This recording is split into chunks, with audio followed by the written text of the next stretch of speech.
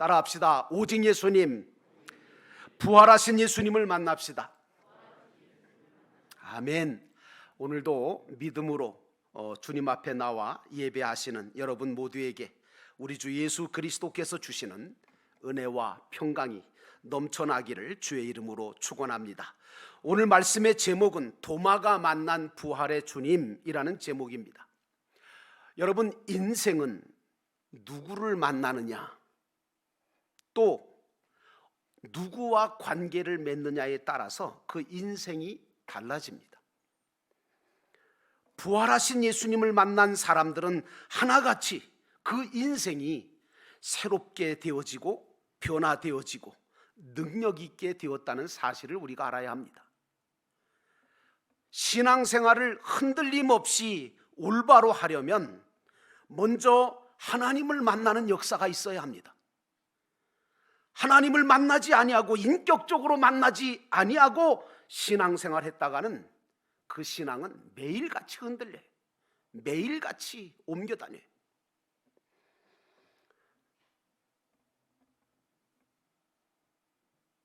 하나님을 만나고 그리고 그분의 말씀과 우리가 살아가는 인생 속에서 모든 것들을 체험하면서 하나님의 말씀대로 되어지는구나 하는 것을 체험하고 깨닫는 그런 체험적인 믿음이 우리에게 있어야 합니다. 어떤 분은 오래 신앙생활을 한 것만 자랑하세요. 여러분, 아니에요. 어떤 분은 봉사를 많이 했다 그래요. 물론 그것도 중요해요. 어떤 분은 그 직분이 있다고 직분을 내세우는 분도 계세요. 근데 죄송한데요, 하나님을 만난 체험이 없이 신앙의 고백이 분명하지 않은 사람은 그 신앙이 언제든지 흔들릴 수 있고 언제든지 시험에 빠지기가 쉽다는 것을 아셔야 합니다. 육신을 입고 오신 예수님께서 십자가에서 죽으시고 부활하신 후에 제자들을 만나서 평강을 주시면서 뭐라고 말씀하시냐면 믿음을 가지라는 거예요. 당신에 대한 믿음을 분명히 가지라는 거죠. 무엇보다 오늘 주님은 당신의 부활하심을 의심하고 믿지 못했던 도마에게 나타나셔서 당신이 십자가에 죽으시고 부활하셨음을 보여주시면서 보지 않고 믿는 자가 복되다 이렇게 말씀하셨습니다. 이제 본문의 말씀으로 돌아가 봅시다. 오늘 부활의 주님은 제자들이 모여 있는 곳에 오셔서 뭐라고 말씀하시냐면 너희에게 평강이 있을지어다. 26절에 보니까 8해를 지나서 제자들이 다시 집 안에 있을 때에 도마도 함께 있고 문들이 닫혔는데 예수께서 오사 가운데 서서 이르시되 너희에게 평강이 있을지어다 하시고, 예수님은 십자가에서 죽으시기 전에 또 부활하시기 전에 제자들과 제사장들과 서기관과 장로들과 모든 무리들에게 내가 고난을 받고 십자가에 못 박혀 죽을 것이다. 그리고 죽은 지 사흘 만에 다시 살아날 것이다 라고 다 말씀해 주셨는데, 그 말씀을 들었던 수많은 사람들이, 주님의 제자들까지도 믿지를 않았어요. 목사가 수십 년 동안 설교를 해도 그 말씀대로 사는 분들이 그리 많지 않은 것 같아요. 신앙생활을 제대로 하려면 그래서 말씀을 바로 듣는 것이 굉장히 중요한 겁니다. 봉사하는 것도 중요하고 사역하는 것도 중요하지만 하나님의 말씀을 바로 듣지 않으면, 바로 알지 못하면, 그리고 바로 믿고 순종하는 신앙이 없다면 그 모든 것이 한순간에 물거품이 될 수도 있습니다. 아담과 하와는 뱀의 말을 하나님의 말씀으로 잘못 들었잖아요. 그래서 선악과를 따먹게 된 거고, 그래서 불순종함으로 말미암아 죄를 범함으로 사망의 길로 걸어가고 말았어요. 이처럼 하나님의 말씀을 제대로 듣는 것, 이게 얼마나 중요한지 몰라요. 사느냐 죽느냐의 문제보다 더 중요해요. 오늘 제자들은 예수님이 죽음과 부활을 말씀을 하셨는데도 불구하고 관심도 없어요. 제자들의 관심이 뭐였을까요? 그저 세상적으로 누가 더 크냐, 누가 더 높으냐? 누가 더 높은 자리에 앉을 거냐? 여기에만 관심을 두고 있었어요. 믿지 않는 자들하고 별로 다를 바가 없는 생각과 마음을 가지고 주님의 제자라고, 주님을 따른다고 하고 있었던 거죠. 여러분, 교회를 나와도 주님과 말씀에는 관심도 없고 그저 자기 하고 싶은 대로 하고 믿고 싶은 것만 믿는 그런 신앙은 어린아이 신앙이에요. 빨리 크세요. 빨리 성장하셔야 돼요. 빨리 성숙하셔야 돼요.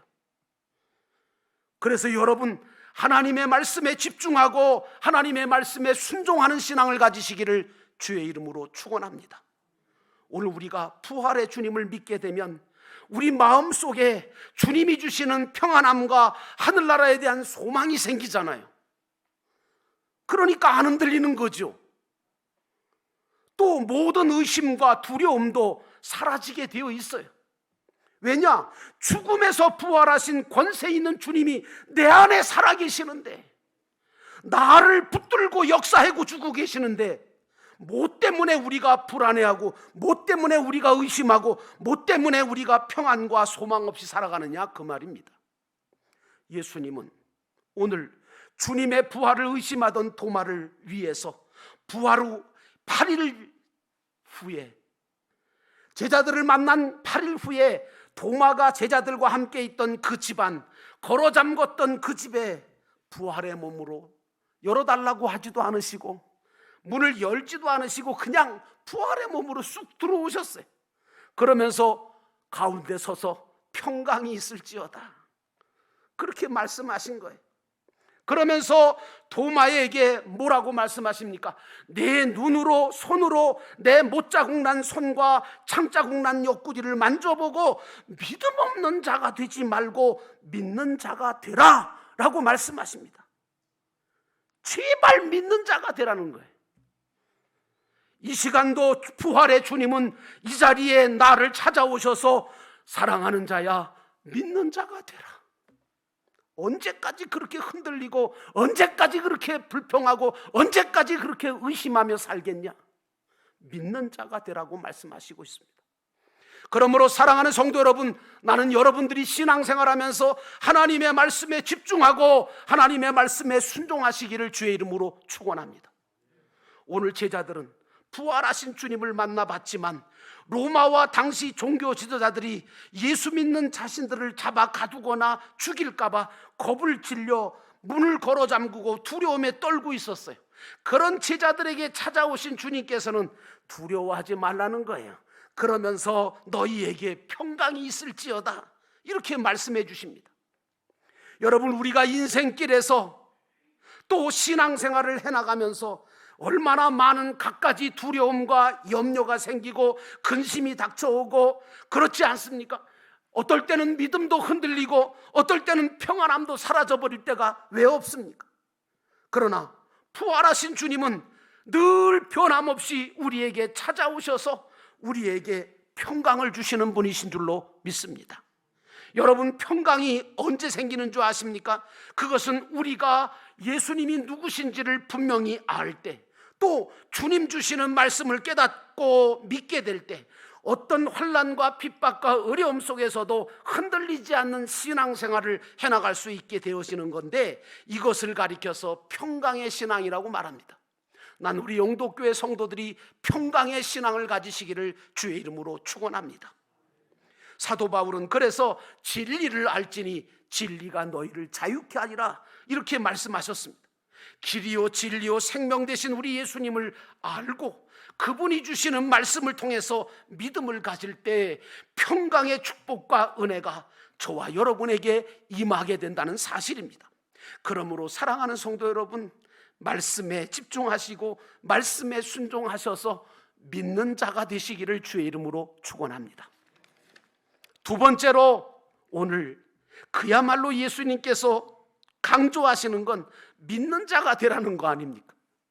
27절에 도마에게 이르되 내 손가락을 내밀어 내 손을 보고 내 손을 내밀어 내 옆구리를 넣어보라. 그리하여 믿음 없는 자가 되지 말고 믿는 자가 되라고 말씀하셨어요. 도마에게 부활하신 주님은 친히 당신 몸을 보여주시면서 믿는 자가 되라 하시면서 29절에 뭐라고 말씀하시냐면, 도마야, 네가 본고로 나를 믿느냐? 보지 못하고 믿는 자가 복되도다 하셨습니다. 여러분, 오늘 저와 여러분은 어떤 신앙을 갖고 있는 자들입니까? 예수님을 직접 보고 만져봐야 믿겠다고 하는 그런 저차원적인 믿음입니까? 아니면 나는 보지 않고 보지 못하고 만져지지 않아도 주님의 말씀을 듣고 부활의 주님을 주님으로, 하나님으로 믿겠다고 하는 믿음입니까? 기독교의 신앙은 보이지 않는 것을 믿는 신앙이잖아요. 하나님이 보이나요?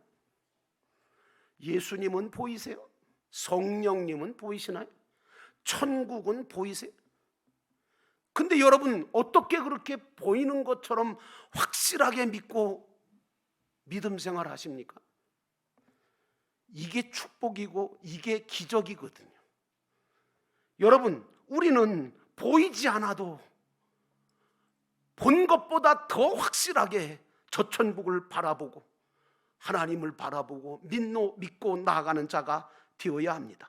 그렇기 때문에 사랑하는 성도 여러분, 부활의 주님을 믿는 자가 되시기를 주의 이름으로 축원합니다. 예수를 믿는다는 것은 우상을 숭배하거나 다른 종교처럼 형상이 보여야 믿고 세상의 유익과 자신이 원하는 것을 이루기 위해서 믿고 자신이 높임받고 영광받기 위해서 믿는 거 아니에요, 여러분. 오히려 예수님을 믿게 되면 예수님을 닮아가고 본받아가고 자기 자신을 낮추고 하나님과 이웃을 사랑하고 주님이 세우신 교회를 세워가며 가정과 내 삶 속에서 하나님의 뜻을 이루며 하나님의 나라를 확장시켜가는 것, 그것이 바로 예수 믿는 올바른 방법입니다. 그러므로 우리는 주님의 부활을 믿고 진리의 말씀을 믿고 순종함으로 주님을 위해 살고자 하고 주님을 모시고 살아가야 됩니다. 바울은 갈라디아서 2장 20절에 이렇게 말합니다. 내가 그리스도와 함께 십자가에 못 박혔나니 그런즉 이제 내가 사는 것이 아니라 오직 내 안에 그리스도께서 사시는 것이라고 했습니다. 사랑하는 성도 여러분, 여러분 안에 부활의 주님이 살아계신 것을 믿으십니까? 부활의 주님을 모시고 사시는 여러분 되시기를 주의 이름으로 축원합니다. 오늘 제자 도마는 부활하신 주님을 만나보니까 모든 것이 확실해졌습니다. 모든 것이 분명해졌습니다.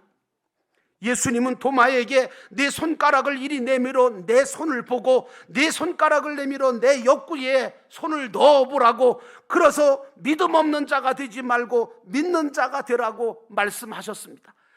그런데 여러분, 도마는요, 그 손을 내밀어서 주님의 손에 못자국에 손을 대봤을까요? 예수님의 옆구리에다가 창자국을 확인하기 위해서 손을 내밀어서 만졌다는 성경 말씀이 있습니까? 없습니다. 예수님을 보자마자 도마는 그분이시구나, 그분이 십자가에 돌아가신 그리스도 예수시구나, 저분이야말로 내가 믿어야 될 분이구나. 도마는 그때까지 의심했던 것을, 그 자신을 부끄러워하면서 주님 앞에 엎드려 고백했습니다. 뭐라고 고백했습니까? 여러분, 주님은 나의 주님이시요 나의 하나님이십니다. 여러분, 이 도마가 고백한 이 고백이 바로 기독교 역사상 최고의 신앙 고백이 되었지 않습니까? 그래서 이 도마의 신앙의 고백이 바로 기독교가 무엇인지를 알게 해주는 신앙 고백이 된 겁니다. 여러분에게는 이 고백이 있으십니까? 예수 그리스도가 나의 주님이시고 나의 하나님이십니다. 주님은 도마에게 이렇게 말합니다. 너는 본고로 나를 믿느냐? 보지 않고 믿는 자가 복되도다 하셨습니다. 오늘 보지 않고도 주님을 그리스도로, 하나님의 아들로, 그리고 주님으로, 하나님으로 믿는 여러분들은 영적으로 큰 복을 받으신 분들인 줄로 믿습니다. 이제 사랑하는 성도 여러분, 그러므로 저와 여러분은 부활의 주님을 믿고 고백할 수 있는 자, 부활의 주님이 내 안에 계심을 믿고 확신하며 믿음으로 나아가는 하나님의 사람들 되시기를 주의 이름으로 축원합니다. 마지막으로 믿음으로 영원한 생명을 얻으라고 말씀하십니다. 31절에 오직 이것을 기록함은 너희로 예수께서 하나님의 아들 그리스도이심을 믿게 하려 함이요 또 너희로 믿고 그 이름을 힘입어 생명을 얻게 하려 함이라고 말하고 있습니다.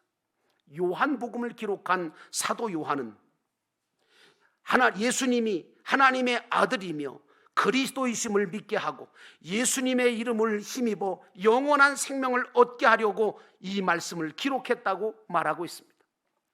예수님이 천국복음을 선포하시고 여러 가지 기적과 표적을 보여주신 것은 당신을 믿고 따르는 자들이 당신을 알고 믿고 따름으로 평안함을 얻고 평강의 신앙을 가지며 성령의 역사로 예수가 누구신지를 알고 믿게 하려고 하신 것이었습니다.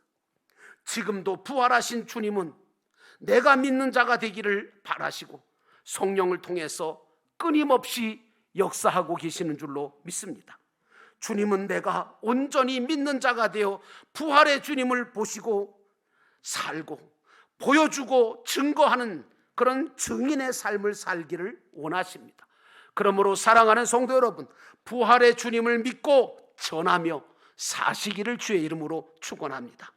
그런데 오늘날 교회와 믿는 자들을 보면 부활의 주님을 온전하게 믿지를 못하고 잘못된 믿음의 길을 걸어가거나 세상 사람들처럼 그저 물질을 쫓아 살고 정욕과 그리고 탐욕을 가지고 살아가며 빛과 소금의 삶을 잃어버리고 믿지 않는 자들처럼 시기하고 미워하고 다투고 주님의 몸된 교회에 상처를 내는 그런 행동들을 할 때 주님께서 얼마나 가슴 아프실까요?